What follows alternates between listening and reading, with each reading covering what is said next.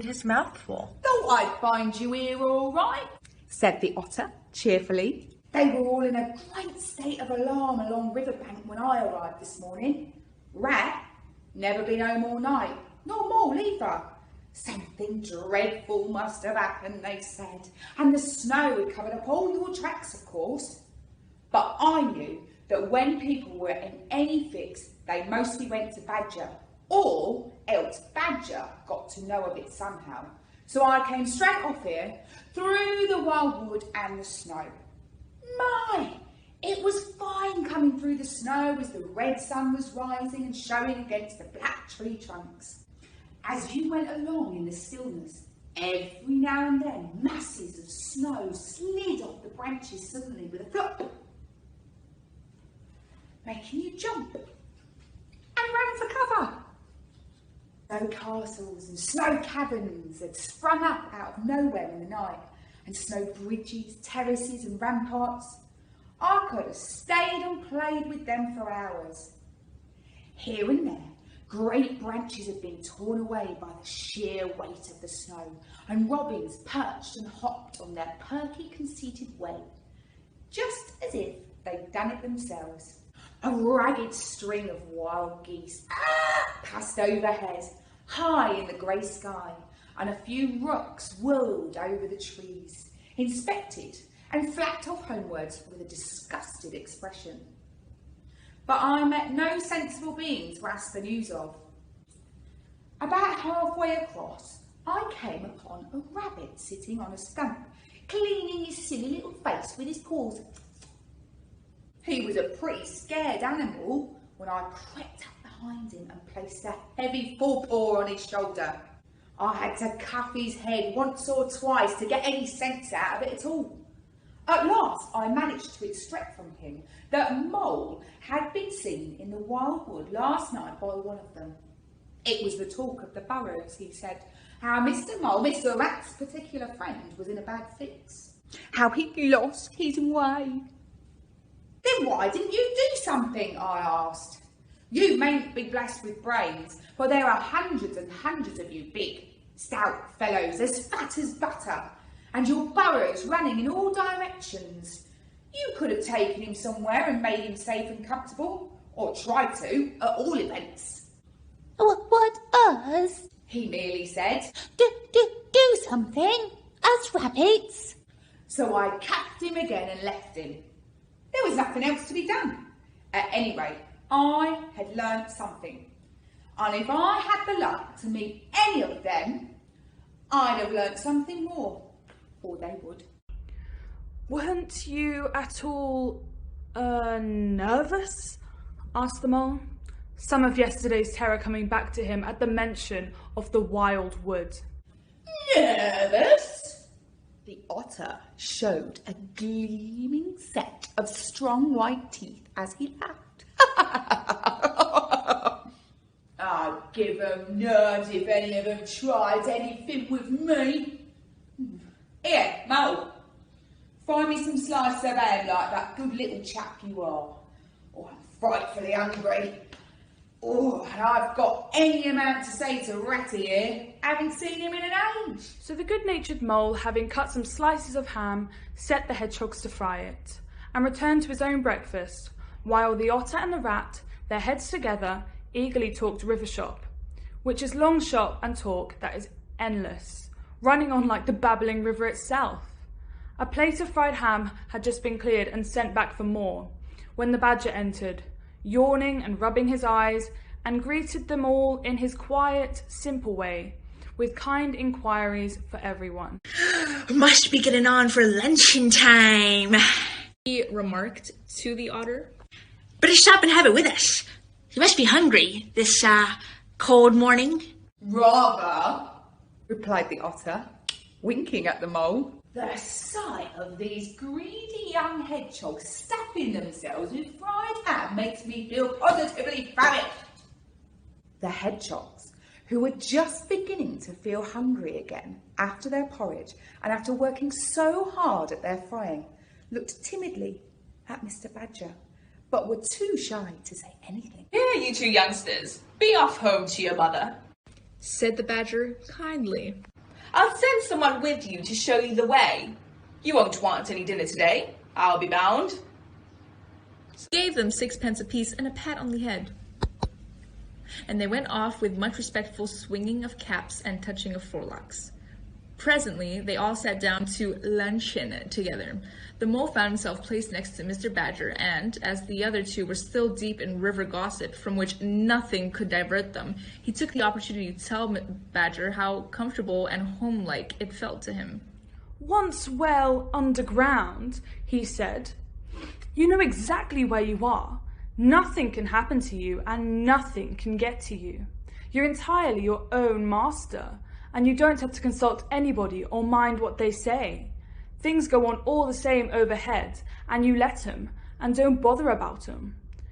When you want to, up you go, and there the things are, waiting for you. The Badger simply beamed on him. That's exactly what I say, he replied. There's no security or peace and tranquility, except underground. And then, if your ideas get larger and larger and you want to expand, why, a dig and a scrape, and there you are. If you feel your house is too big, you stop up a hole or two, and there you are again. No builders or tradesmen, or remarks passed on you by fellows looking over your wall.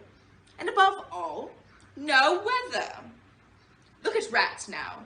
A couple feet of flood water, and he's got to move into hired lodgings. Uncomfortable. Inconveniently situated. And above all, horribly expensive. Take Toad. I say nothing against Toad Hall, quite the best house in these parts, as a house. But supposing a fire breaks out, where's Toad? Supposing tiles are blown off, or walls sink or crack, where's Toad? Supposing the rooms are draughty, I hate drought myself, where's Toad?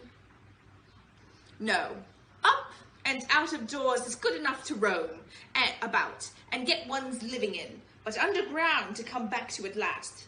That's my idea of home.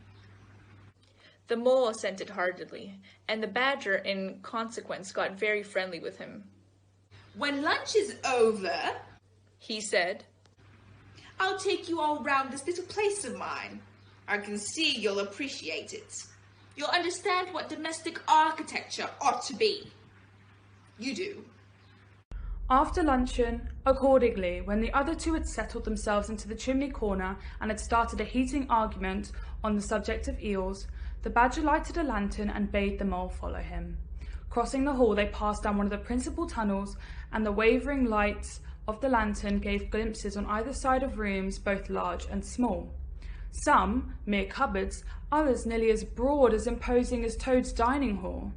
A narrow passage at right angles led them into another corridor, and here the same thing was repeated.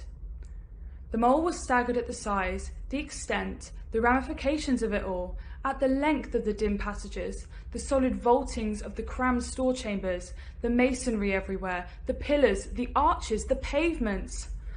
How on earth, Badger, he said at last, did you ever find the time and strength to do all this? It's astonishing. It would be astonishing indeed, said the Badger simply, if I had done it. But, as a matter of fact, I did none of it. Only cleaned out the passages and chambers as far as I need of them. There's a lot more of it, all round about. I see you don't understand, and I must explain it to you. Well, very long ago, on the spot where the wild wood waves are now, before ever, if it had planted itself and grown up to be what it is now, there was a city of people, you know. Here, where we are standing, they lived and walked and talked and slept and carried on their business. Here, they established their horses and feasted. From here they rode out to fight or drove to trade.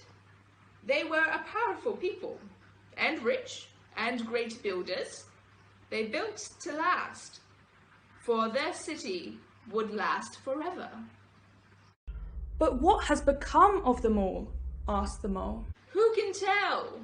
said the Badger. People come, they stay for a while, they flourish, they build, and they go. It is their way. But we remain. There were badgers here, I've been told, long before the same city ever came to be. And now there are badgers here again. We are enduring a lot, and we may move out for a time, but we wait, and are patient, and back we come, and so it will ever be. Well, and when they went at last, those people, said the Mole. When they went, Continued the Badger. the strong winds and persistent rains took the matter in hand, patiently, ceaselessly, year after year. Perhaps we badgers too, in our small way, helped a little. Who knows? It was all down, down, down, gradually. Ruin and leveling and disappearance. Then it was all up, up, up, gradually, as seeds grew to saplings and saplings to forest trees, and bramble and fern came creeping in to help. Leaf mold rose and obliterated streams in their winter freshness, brought sand and soil to clog up and cover, and in course of time, our home was ready for us again, and we moved in. Up above us, on the same surface, the same thing happened. Animals arrived, liked the look of the place, took up their quarters, settled down, spread, and flourished. They didn't bother asking themselves about the past. They never do. They're too busy. The place was a bit humpy and hillocky, naturally, and full of holes, but that was rather an advantage. And they don't bother about the future either. The future when perhaps the people will move in again, for a time, as may very well be. The wild wood is pretty populated by now, with all the usual lot. Good, bad, and indifferent. I say no names. It takes all sorts to make a world. But I fancy you know something about them yourself by this time. I do, indeed, said the Mole, with a slight shiver. Well, well, Said the Badger, patting him on the shoulder. it was your first experience of them, you see. They're not so bad, really, and we must all live and let live. But I'll pass the word round tomorrow. I think you'll have no further trouble. Any friend of mine walks where he likes in this country, or I'll know the reason why. When they got back into the kitchen again, they found the rat walking up and down, very restless. The underground atmosphere was oppressing him and getting on his nerves, and he seemed really afraid that the river would run away if he wasn't there to look after it. So he had his overcoat on and his pistols thrust into his belt again. Come along, Will, he said anxiously as soon as he caught a sight of them. We must get off while it's daylight. Wouldn't want to spend another night in the wild woods again. I'll be all right, my fine fellow, said the Otter. I'm coming along with you, and I know every path blindfolded. And if there's a head that needs to be punched, you can confidently rely upon me to punch it. Really needed fret, Ratty. Added the Badger placidly. My passages run further than you think, and I've bolt holes to the edge of the wood in several directions, though I don't care for everybody to know about them. When you really have to go, you shall leave by one of my shortcuts. Meantime, make yourself easy and sit down again. The rat was nevertheless still anxious to be off and attend to his river. So the Badger, taking up his lantern again, led the way along a damp and airless tunnel that wound and dipped, part vaulted, part hewn, through solid rock, for a weary distance that seemed to be miles. At last, daylight began to show itself confusedly through tangled growth overhanging the mouth of the passage. And the badger, bidding them a hasty goodbye, pushed them hurriedly through the opening, made everything look as natural as possible again, with creepers, brushwood, dried leaves, and retreated. They found themselves standing on the very edge of the wild woods. Rocks and brambles and tree roots behind them, confusedly heaped and tangled. And in front, a great space of quiet fields, hemmed by the lines of hedges black in the snow, and far ahead, a glimpse of the familiar old river, while the wintry sun hung red and low on the horizon. The otter, as knowing all the paths, took charge of the party, and they trailed out on a beeline for a distant stile.